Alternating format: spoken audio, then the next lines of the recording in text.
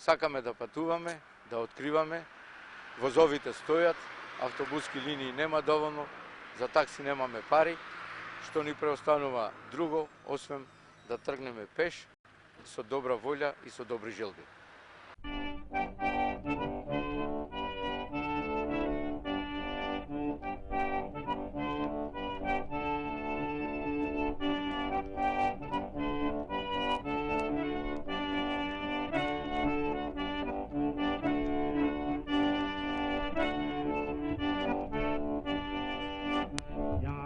He was a desperate little man. He carried 2 guns every day.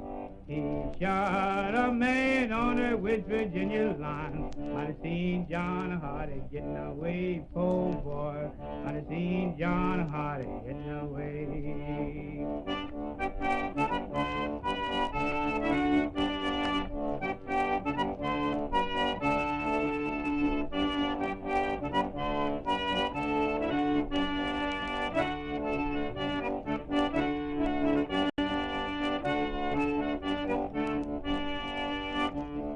Hardy went up on that freestone bridge, thought he was free. Saved to Maine and he caught him by the arm. And Johnny, come and go with me, poor boy. And Johnny, come and go with me.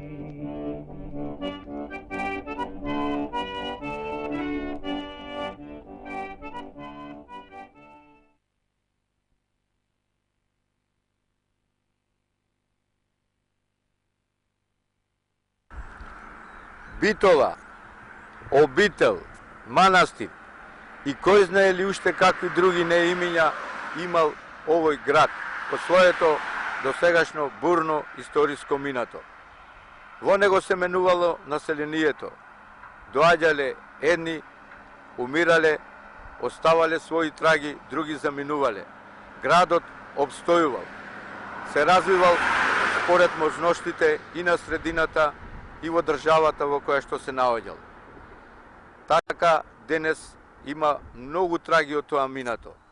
Започнувајќи од чаршијата, една од знаменитостите на градот, пазарите, пекмес пазар, мас пазар, овчи пазар, житни пазар.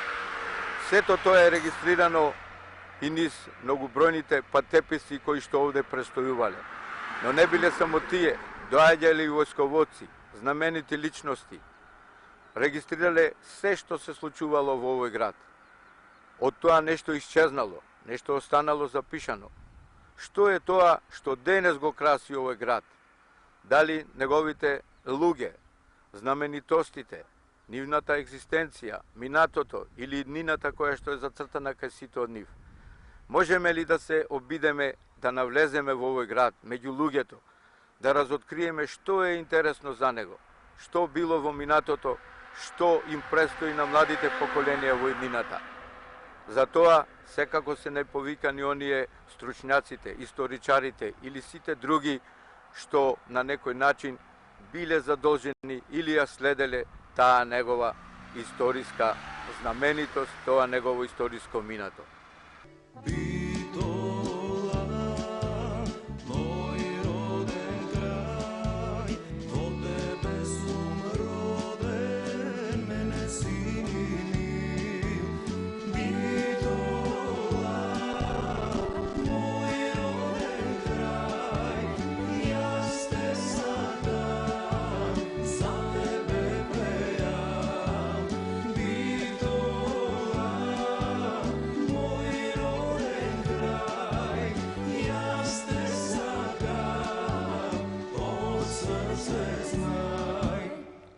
Битола е најголемиот градски центар во плодната Пелагониска котлина, втор по големина во Република Македонија и еден од најпознатите со своето историско и културно минато.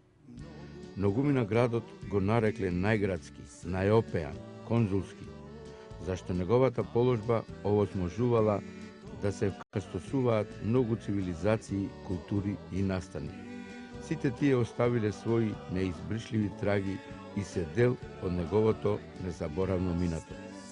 Првите пишани документи за неговото постоење датираат уште од 4 век, кога се верува дека Филип II го формирал градот Хераклеа Линкестис, чии скопини се наоѓаат во негова непосредна близина. Пелагонија, како дел од Балконскиот полуостров, е крстосница на патишта за поврзување на Јадранското со Егејското море со низа благи пристапни планински предели. Градот е распростран на двете страни на реката Драгор, која е притока на Црна река што се влива во Егејското море. Како таков, има блага пријатна клима со многу сончеви периоди, бујна вегетацијска сезона со пријатна температура на воздухот во пролетните и есенските месеци.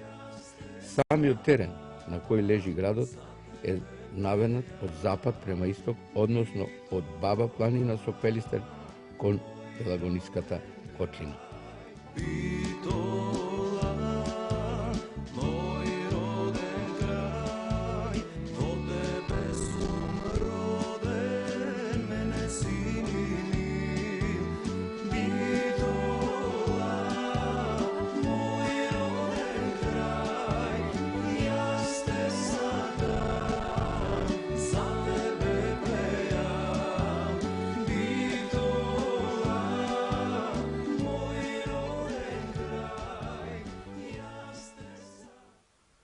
Битола е Хераклеа Линкестис.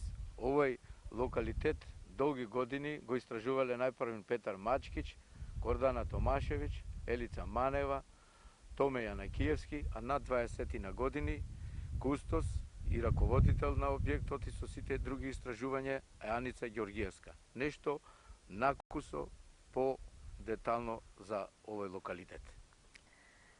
Хераклеа Линкестис бил еден од најзначајните градови во античка Македонија, а денес овој археолошки локалитет е голем предизвик и неодминлива привлечност за секој еден научник, не само од македонската наука, туку и пошироко. Историскиот развој на овој град, поволен историски развој, се должи на поставеноста пред се на познатата сообраќајница Вија Егнатија. Всушност, прекрасниот спој на историјата и географијата беа пресудни за развојот на овој град. Кога мислиме на географија, мислиме на поставеноста токму на тој древен пат Вија Егнатија, претходно Кандависки пат, а кога мислиме на исто така на географијата, мислиме на областа Линкестида, поставена во плодната рамница. Кога мислиме на историјата, мислиме на тоа дека овој град најверојатно го подигна Филип II Македонски и впрочем од изворите дознаваме дека четвртото колено на македонската кралска династија потекува токму од овој крај и голема е веројатноста дека токму и поради тие причини, освојувајќи низ овие краеви, Филип II го подига во овој значаен антички град. Со истражувањата во Хераклеа се започнати уште во 19 век, продолжуваат и наредниот 20 век, како и што и денес, во 21 век. Она што е истражено и видливо на овој локалитет припаѓа на римскиот период, односно вториот век од новата ера. За жал, и покрај тоа што се предпоставува дека е градот подигнат од Филип II Македонски, се уште некои поопсежни истражувања од тој македонско-хеленистички период се уште не се направи, меѓутоа во иднина се надеваме дека и сето тоа ќе се направи. Што се откриено и колкав број жители имал некогаш овој град? Вака, во литературата постои податок дека градот Хераклеа зафаќал површина од околу 40 хектари. Она што денес е истражено и видливо зафаќа површина 4 хектари. Значи, тој е само еден мал дел од таа голема површина. На идните генерации археолози им предстои голема работа. Меѓутоа, тука имаме еден голем проблем со дивите градби околу Хераклеа, затоа што навистина не ќе можеме во иднина да најдеме слободни простори каде што можат да се обавуваат непречено тие археолошки истражувања. Сега се предпоставува дека, значи, во различен временски период се врз основа на она што можел да го прими театарот како посетители од бројка 2500 посетители, се предпоставува дека градот Хераклеа Линкестис со сите негови вклучени општини или фили како што се нарекуваат, зафаќал некаде околу 30.000 жители. Како пропаднал тој?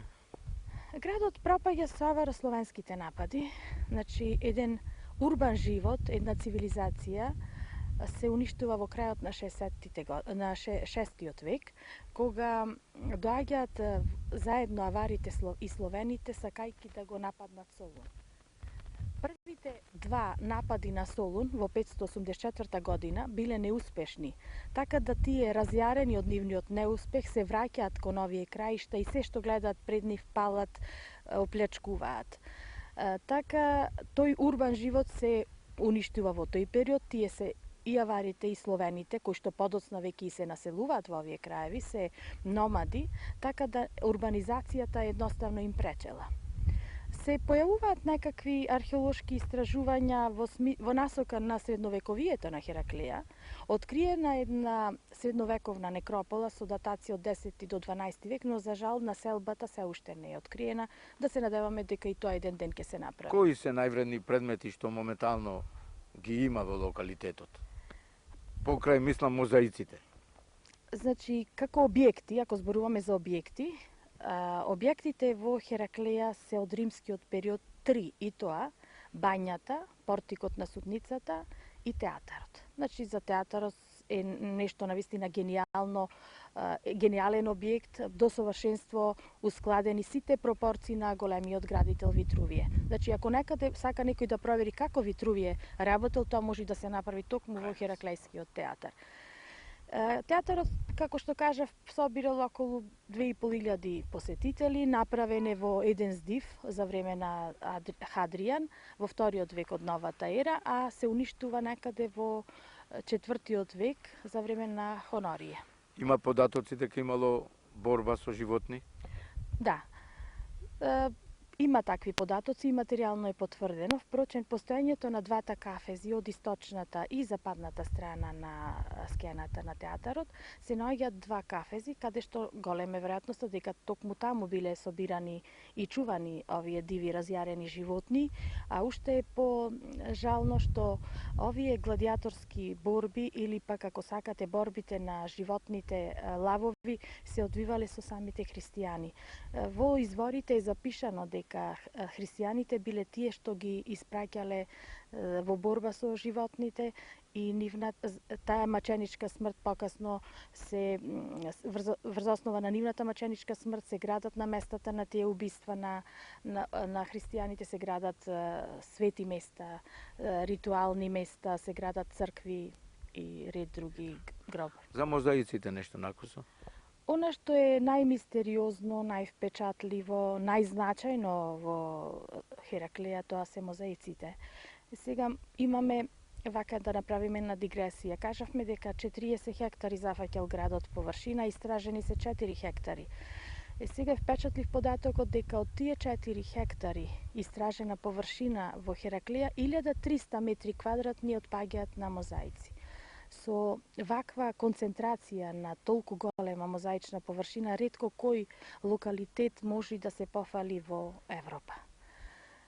Сите мозаици во Хераклеја се прекрасни, единствени, уметнички изработени, меѓутоа ремек дело на ранохристијанската уметност представува мозаикот на подот во нартексот на големата базилика или, ако сакаме, во предворието на големата базилика, каде што на површина од околу 100 метри квадратни прикажана е една панорама на универзумот. Ние со помош на јазикот на символизмот ја разгатнуваме таа панорама и можеме слободно да кажеме дека секоја представа во тој мозаик всушност символизира псалм од Стариот и од Новиот Завет. Например, еве колку да го спомениме сликовито да биде, во централната представа е прикажан символично псалмот 41, како што кошутата жедне по водни извори, така душата моја копне по тебе, Боже. Тоа е всушност едно вистинско олицетворение на тој псалм, преку таа Евхаристија на двата пауни помеѓу од изворот на животот, каде што црпат енергија. Како истражуваш, значи ви престои доста обемна работа, дури и на други генерации, за да се доистражи цел овој комплекс. Па да, ние се надеваме дека некако го стручно и исправно го трасираме патот и за идните генерации. За жал, Македонија е сиромашна земја, не може да преземи поголеми чекори за еднаш да се дефинираат барем границите и на овој град до каде се простира. Се надеваме дека во некои други подобри времења сето тоа ќе се направи.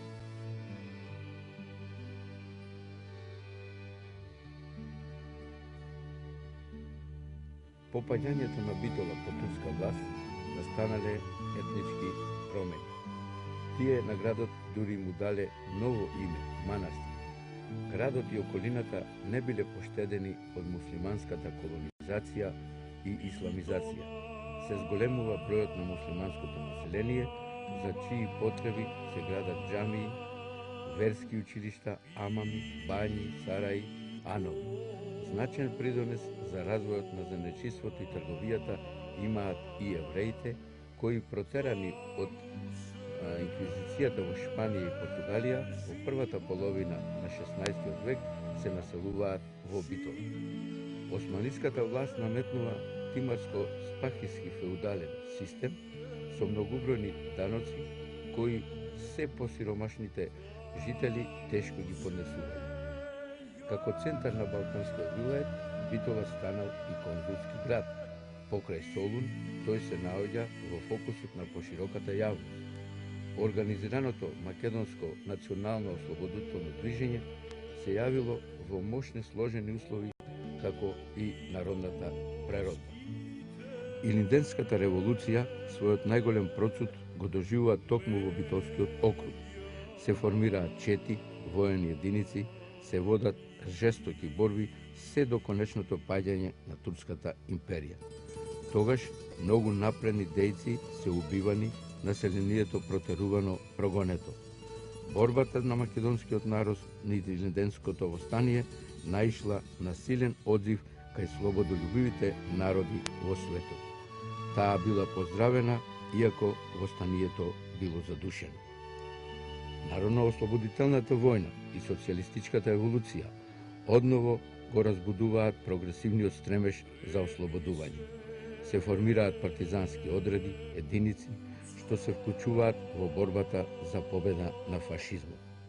Фашистичката окупација одново остави своји траги врз жителите на населението и развојот на градот, така што по ослободувањето престоеше голема борба за негова обнова и развој.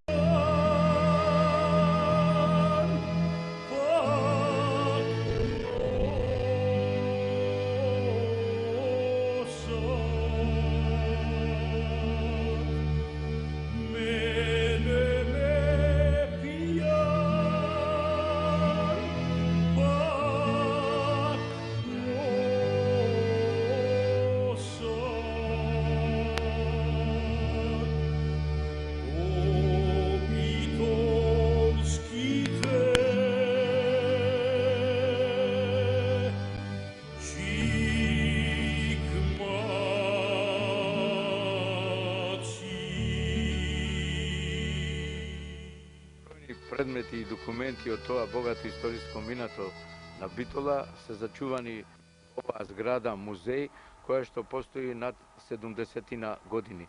Еден таков старословенски споменик е веродостоен документ за името на Битола, кое што подолго време го истражува професорот во пензија Ѓорги Димовски Цолев.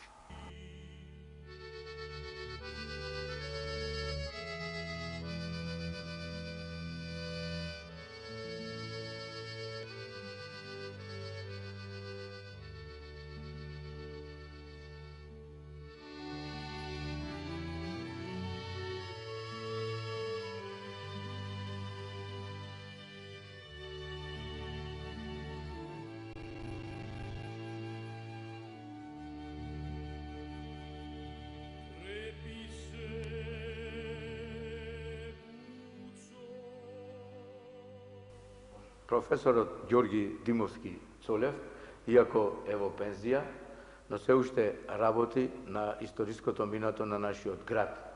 Бројни се неговите трудови за тоа, например книгата за битолските евреи, за Стив Наумов, за Ѓорги Сугале и многу други документи. Што, професоре, ќе кажете за оваа плоча? Па вака сега. Уште 1956 година, далечната 56 година, архитектите тогашни, она место наспроти Јавор, кај што се сега станбените згради, го чистеја од старите згради за да се изградат овие сега што се тамо. Тамо постоеше една џамија, наречена Стара џамија, подигната од Сунгур Чауш, турски војсководач, кој што таа џамија претходно била црква, па тој е претворил во џамија. Затоа имаме податоци кај историчарот Мехмед Тефик. Таа џамија која срушиле работниците, ја забележеле една плоча, односно оваа плоча, што ја гледаме тука, виделе дека има текст некој и веднаш јавиле во музејот. Музеалците ја прибрале плочата. Меѓутоа, како што гледате, ова парче тука го нема. Веројатно тие ја рушиле џамијата со некои средства како динамит и слично, штом го нема. Како што тогаш ми објаснуваше директорот на музејот, негде летнало тоа парче. Беше распишано да го најдат награда, не го најдеа. Како и да било, главно плочата дојде во музејот. Ова плоча во науката предизвика голем интерес и кај овие историчарите, и кај јазичарите, и кај другите научници што се занимаваат со минатото, затоа што потекнува од 11-тиот, почеток на 11-тиот век. Тоа е многу. Ова е трет кирилски споменик што во Македонија се најдува. Првиот е на Самоил плочата во Герман, вториот е на еден стол во Прилеп, а ова е поголем текст и поинтересен секако. Како што гледате, плочата е мермерна, прилично дебела. Меѓутоа, научниците кои почнале да ја обработуваат истата, констатираа дека и од горниот дел, и од страничниот дел пак фали нешто. Значи, оваа плоча била употребувана во таа џамија како скалило, па му пречеле тие делови, затоа биле и отстранети со се текст, отстранети со се текст. Меѓутоа, овие што се интересирале, тие претпоставуваат како по аналогија на други плочи што би можело да содржи. Мене нормално како граѓанин на Битола и истовремено што се занимавам, рековте, со минатото, ме заинтригира, кога ојдов да ја видам, зборот од петтиот ред од озгора надолу до овој 1, 2, 3, 4, 5 ред, тука сега толку е истриено, бидејќи се качувале како Басамак Реков служелова, овој дел, овој збор, прочитав име кое што содржи збор Битол, Битолј. Го замолив директорот тогашен Димитровски да ми дозволи да го проучам по-убаво. Тој се сложи. Во меѓувреме, Владимир Мошин, академик Владимир Мошин, објави еден свој стручен напис, Битолјска плоча на восписанието македонски јазик. Тој ја обработува колку е дебела, колку широка, што фали, како цел текст го презентира, смета ова, она. Тоа место тој го чита скратено, не целосно, Свети апостоли, а скратено СТИ, АПЛ и така натаму. По известно време, други научници, како например академикот Димче Коцо, па и Блаже Конески се сложи со неговото читање, не се сложува со тоа читање Свети апостоли, ами чита Битол, на крајот ја читаат буквата Н, старославјанска буква. Бугарскиот учен Јордан Заимов и Василка Заимова објавија цела книга во врска со оваа плоча. многу аналитично, критички кон написите написот на Владимир Мошин. Тие па тоа место, односно, Заимов тоа место го чита Битола. Вели, таму постои збор Битола, онака како што денес го изговоруваат битолчани. Нормално, заинтригирано сите овие нешта, а и самиот тоа го видов, како што ви спомнав, дојдов со дозвола на директорот, ја снимив со танка хартија, со молив овие букви, тие се оцртуваа пополека, не сите. И се констатира дека свети апостоли не доаѓа во предвид, затоа што не се соодвестува. А и самиот Мошин, кога му направи забелешка Заимов дека таму не може свети апостоли да стоја, ами Битола, вели, би се служил со тоа, меѓутоа крајната буква никако не е А. Тоа може да биде само Р мало, ваква буква кој што е, или мало јус, како што го викаат тие. Но тој си остана на старото читање свети апостоли. Од сите тие читања, јас дојдов до заклучок дека сите по нешто имаа во право. Првата буква сите се служуваат дека не се чита, само едно столбче има од Б. Втората буква, вториот глас, кај русите е присутен и денес во изговорот. Тоа е тврд вокал. Јери го викаат русите. И, не можам да го изговорам. Тие не велат ми, како ние, ами м. Така нешто. Таа буква постои. Тука Коцо е прав. Блаже Коновски се прав. На крајот, крајната буква, дали е Н, дали е А, дали е она што Мошин предпоставува што е во право, е ова мекото, овој малото Р или малото Јус, кое што ја омекнува последната буква. Така, ако ја читаме, би ја прочитале Битол, со омекнување.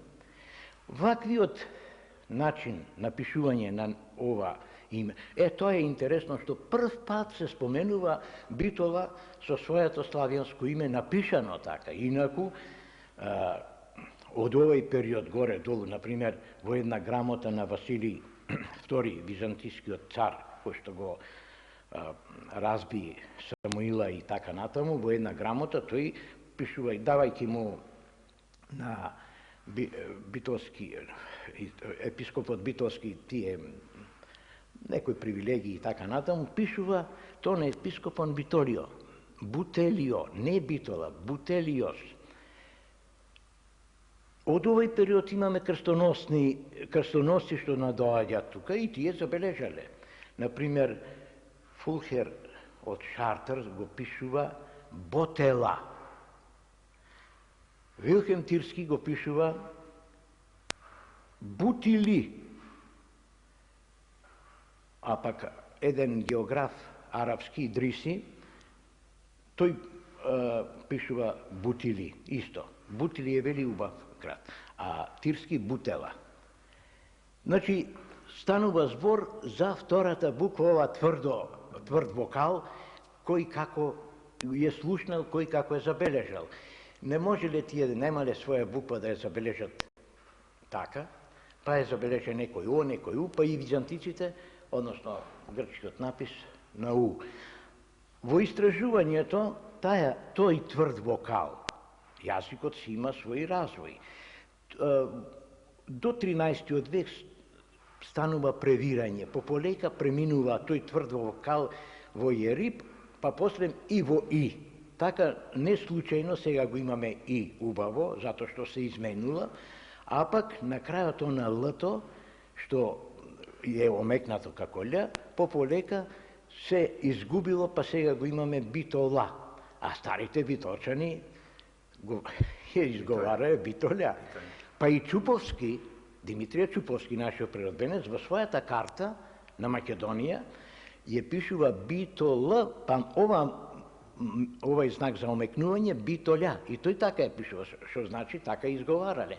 Си има своje, како да речем, историја и јазикот, тоа натаму не наблегуваме. Инаку, ова име посебно се сретнува и во 13 век во Болонјскиот псалтир, некоја забелешка има, кај што некој си иеромонах дошол во Битола и го купил тој псалтир за обетките златни на попадијата и 2 перпери и вели среде града Битоли, ама со ова јери и со натаму го имаме во Кодиците, го имаме во Слепченскиот манастир Битол, некој донатор, како што би рекле, дал некои средства за здравје на синот и како било, и пишува дека е од Битола со Б, јери и на крајот мјахкиот знак. И така значи, ова е најстариот документ за...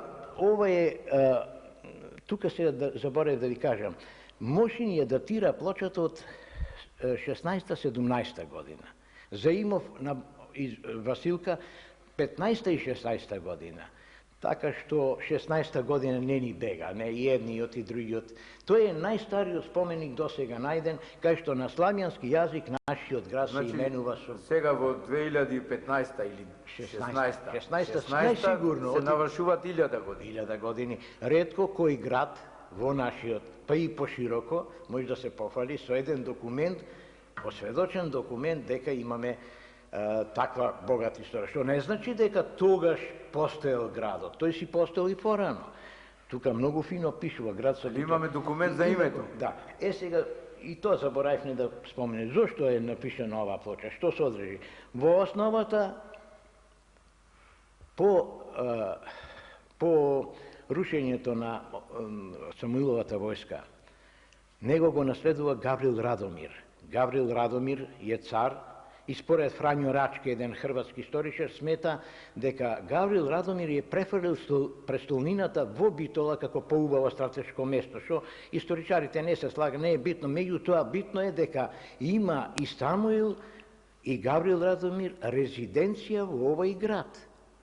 Такви резиденции имало и во други места, не само во Битола, така да се фалиме, не е тоа за многу за пофа, ама постоела дека Гаврил Радомир имал дворци во градот Битола, се потврдува што тој истиот цар Василий II вели во документацијата пишува како поминал, ги спалил дворците на Гаврил Радомир, ама не го завзел градот, што значи тогаш е разрушена и тврдината. Денес ние немаме тврдина, некако Штип што има, Охрид што има, Скопје, Кале и така натаму. Меѓутоа имаме топоним Бори Кале. Тоа е кон Крива Воденца горе и Мехмет Тефик тоа пишува овој историчарот. И по секој, ова плоча е подигната во врска со обновувањето на таа тврдина. А таа тврдина се обновува 20 октомври, знаеме, ама годината не е знаеме, на жалост, може би тука негде била, може горе или кај што била, веројатно горе. Во секој случај 15-16 е најсигурно. На последниот симпозиум Битола низ вековите што го организира Педагошкиот факултет, стана збор и за трибина, да, за одбележување на 1000 години од постоење на името на Битола. Се прифати тоа. Граѓаните ќе работат секој на својата струка во прилог да му подариме нешто на овој град. Професоре, дадовте доста општино образложение за сето ова, меѓутоа во врска со што е поставена оваа плоча? Па, реков ја за време на Гаврил Радомир, наследникот на цар Самуил, дворците негови беа запалени и тврдината разрушена. Гаврил Радомир беше убиен од неговиот братучет Јоан Владислав, кој што е зеде царската круна, титула, и Јоан Владислав, обновувајќи тврдината, ја постави ова плоча. Плочата, според Мошин, била на видно место ставена при влезот во тврдината, како што било пракса во други места. Во врска со тоа е поставена ова плоча. А како овие турците, кога дошле тука во Битола, ја освоиле со големи жртви, како еден вид казна, ја срушиле до темел како што стои во еден напис, во една хроника, како казна, на битолчани што му дале голем отпор, ја струшиле тврдината до тенел.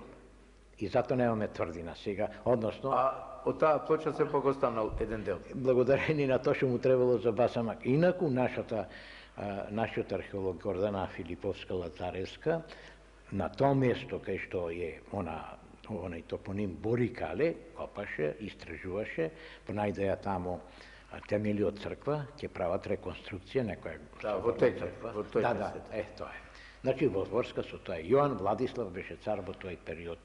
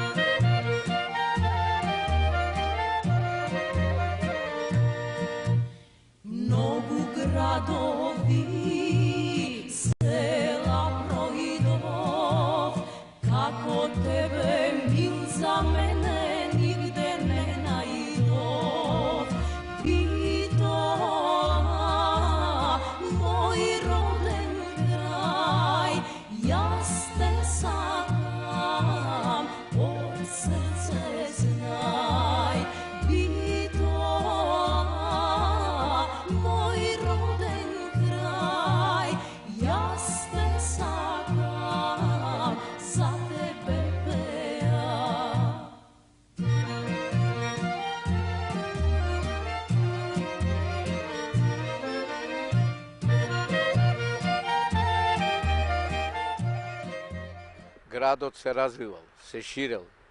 Доаѓале едни, заминувале други. Некои останувале вечно низ гробиштата, други вртеле низ светот. Меѓутоа, секогаш имало луѓе што ја прателе таа географско-демографска ситуација на градот.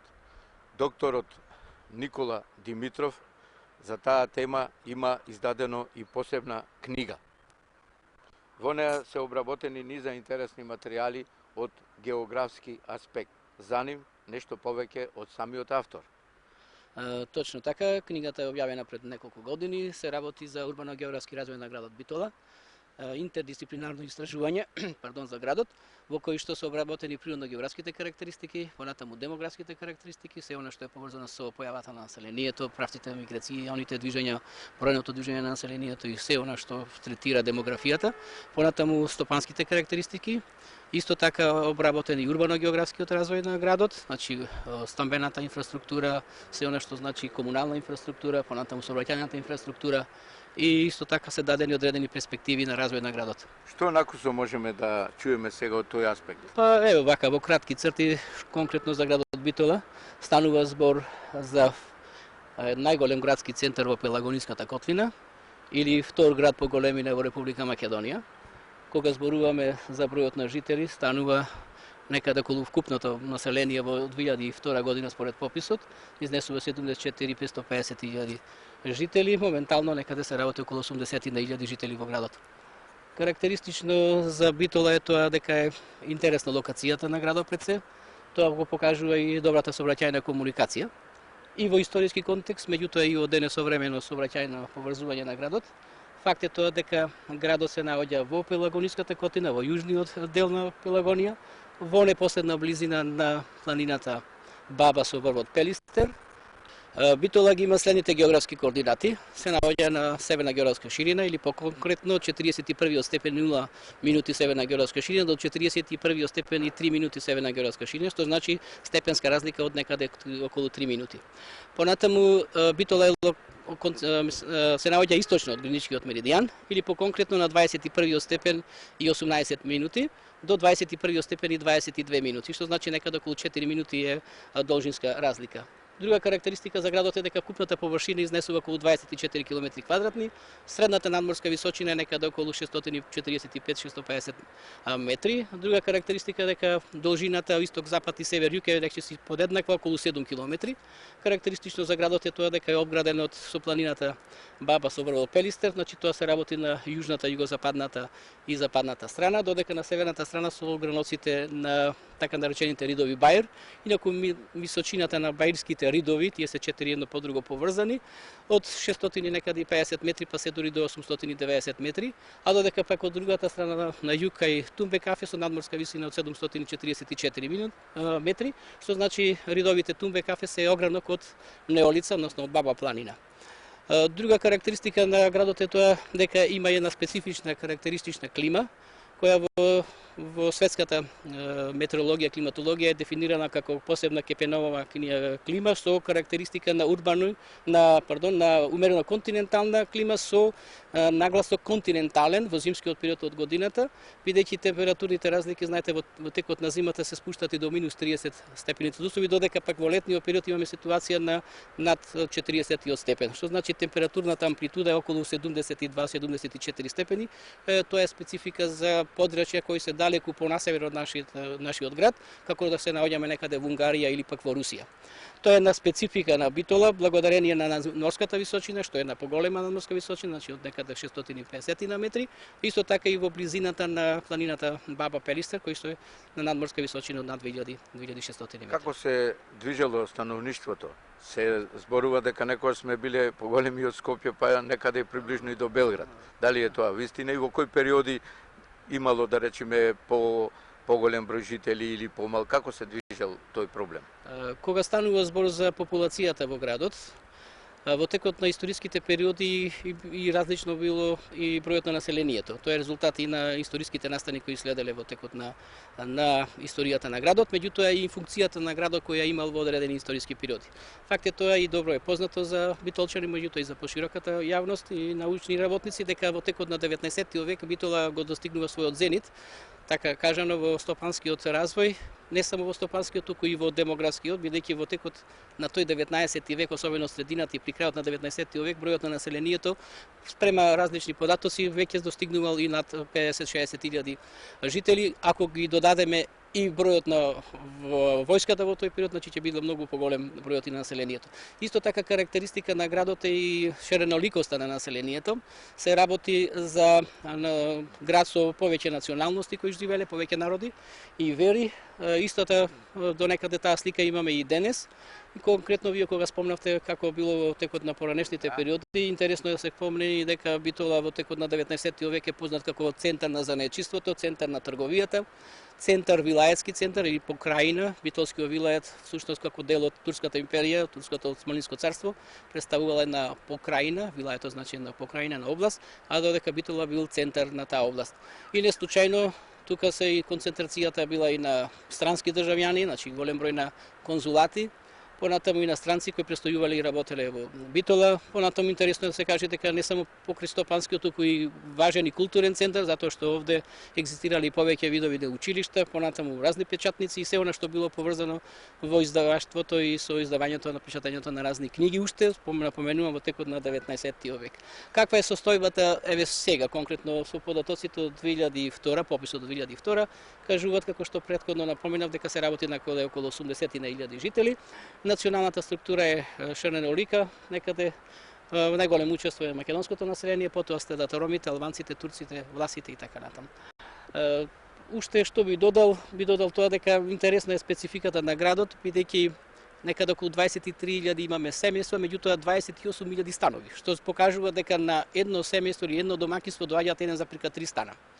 Тоа покажува дека градот има доволно можности и за да речем, просто слободен простор и за идно население. Да се надаваме со на некој во перспектива, ако природниот прираст би се зголемил, во конкретниот случај наталитетот, кој за жал сега е веќе на границите на негативност. Ако во перспектива би се зголемил бројот на населението, просторот на градот Битола има доволно слободен простор и недоизграден, што значи перспективите се тука. Споредбите со Скопје и Белград? Со споредбите со Скопје и Белград во денешен поглед, денес е Скопје далеку поброен од Битола, некаде. Додека некогаш во текот на 19 век, што го споменав неколку пати, Битола бил далеку поброен и од Скопје и од Белград, и инаку интересен податок е дека после Цариград, односно Истанбул и Солун, веќе трета големина во балкански рамки бил Битола.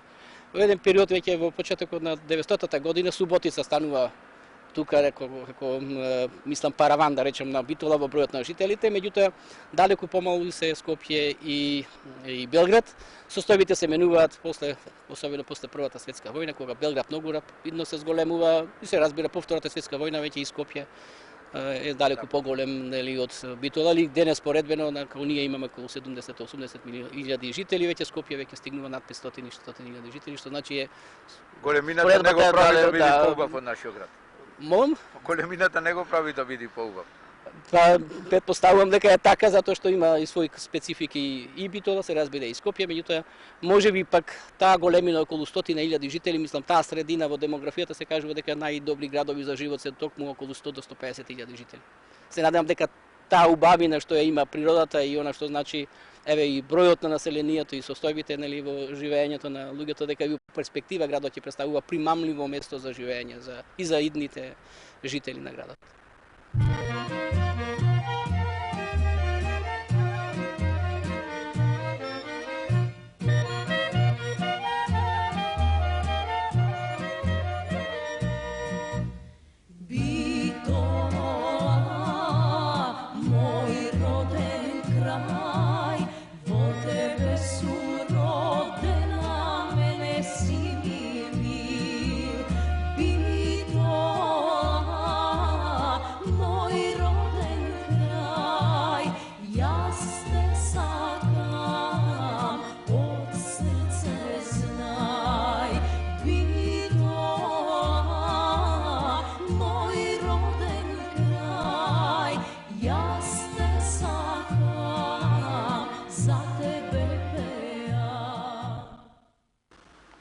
Како бил организиран животот во овој град, какви мали постоеле, истражувале за тоа повеќе. Професор доктор Александар Стериовски, кој што има издадено десетина книги истражувајќи го историското минато на Битола и работејќи на литературниот фолклор, исто така се занимавал со истражување на животот во маалите. Тој и повеќе би рекле знае за тој живот, за таа организираност во градот. Па затоа се обративме и до него. Професоре, како од каде прво Маала? Како се одвивало сето тоа? Името Маала е турски збор кој што значи комунална заедница. Таа комунална заедница имала неверојатна широка автономија, локална автономија. Тоа била заедница скоро и затворена. Имала свој представник кој што се грижел за подрачјето што не му припаѓало, за мир, за соживот. Потоа тој бил представник и пред власта. Кога требало нешто да се изврши. Во кој период тоа било? Зборувам за турскиот период, османлискиот период. Кога требало да речеме да се представи нешто пред османлиска власт, тој бил повикан. Неговото име е Малбаша. Кај Турција се викат и Ќаја. Кај христијаните представник е главно свештеникот, кај евреите рабините. Инаку, малите биле подредени по национална основа. Колку ги имало некогаш? Тогаш, на почетокот? На почетокот. Кога доаѓаат османлите, првиот попис во Битола е направен 1468 година, пред скоро 600 години. Имало 6 муслимански мала и едно христијанско мало. Тоа христијанско мало, Сите тие биле околу верски објекти. Секој мало. Така и ги добивале имињата? Не. По друго. Имињата ги добивале со тој представник што бил како најважен во малото. Еве, например, Бурекчи Али, едно од забележените 6 муслимански мали.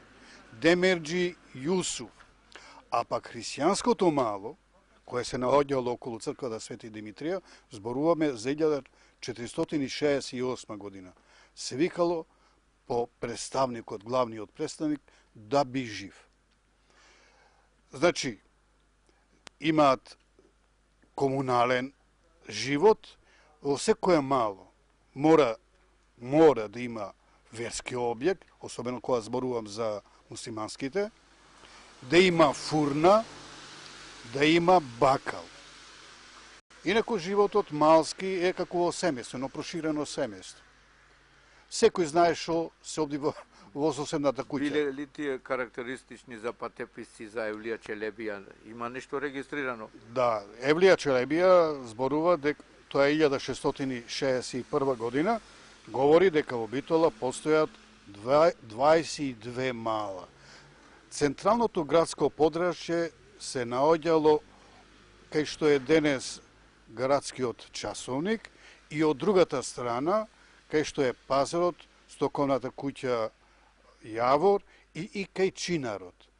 По верска основа, рековме, се поделени. Има муслимански мала, христијански мала, еврејско мало, ѓупско мало. Меѓутоа, тоа не значи дека и немало мешање. Често пати христијани преминувале во муслимански мала и обратно муслимане во христијански мала. Како градот се шири, така и се намножуваат малите. Десната страна христијанска, левата страна од Драгород муслиманска.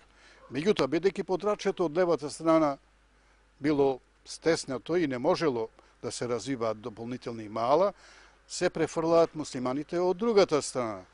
Над живеалиштата, над малата на христијаните, се формираат сателитски населби, значи нови мала, кај што е Коџа Кади, тоа е кај Дрвен пазар, некаде тој дел се вика Коџа Кади.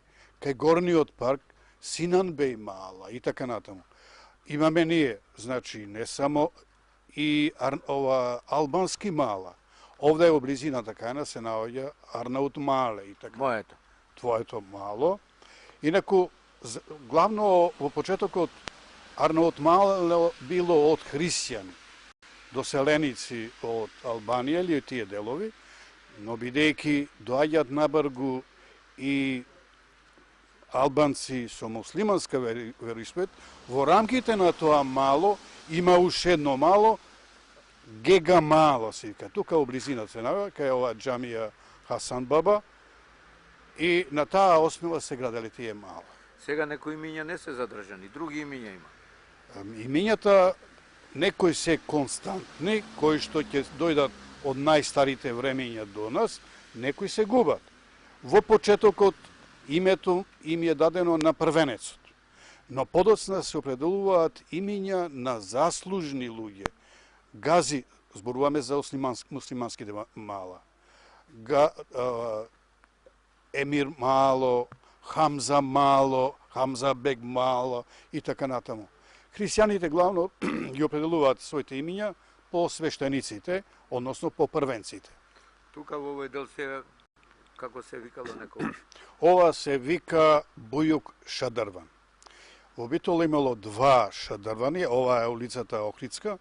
Ова на ова место се наоѓа големиот Бујук, значи голем, Бујук голем Шадрван.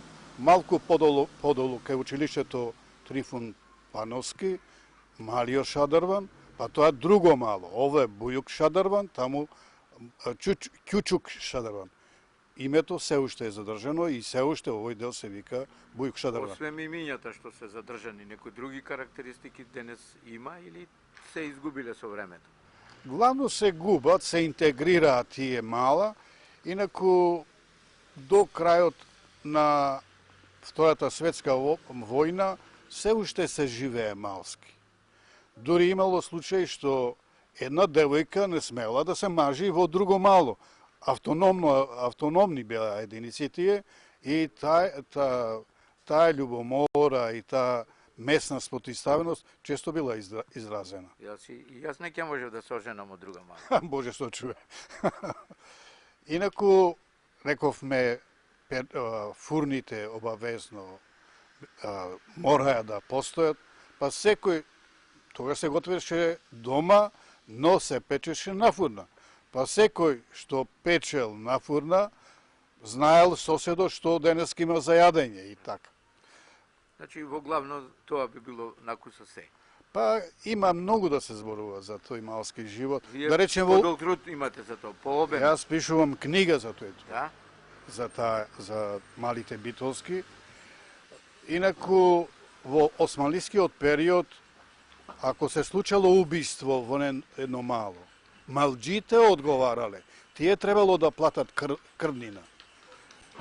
Меѓу себе малџите гарантирале дека е честин, така натаму. Има случај, зборуваме за 17 век. Се внимавало и на однесувањето на женската популација. Се внимавало на моралот. Случајно, ако некоја биде по-слободна по морал, имале право малџите да ја избркат таквата жена од својата мала. И други такви слични ситуации има, кога, затоа ја сподрекувам, вистинска локална самоуправа имало. Овие сите податоци ќе бидат застапени во вашата книга. Вие имате и неколку книги од минатото на Битола. Работите и натаму на тој план. Точно. За повеќе аспекти од животот на Битола, мислам дека ќе се открие еден дел од животот на... Еве, последната книга што е готова веќе, се унесува на реката Драгор, меѓутоа не само на реката Драгор, туку там постоело мало, кое се викало Белјархане, а Белјархане на турски значи беговска населба. Таа била елитна населба, како што е Широксогак мала, така и покрај Драгорот живееле аги, бегови, паши, елитна населба била. Значи да очекуваме и нови трудови на оваа проблема. Да се надеваме здравје и живот.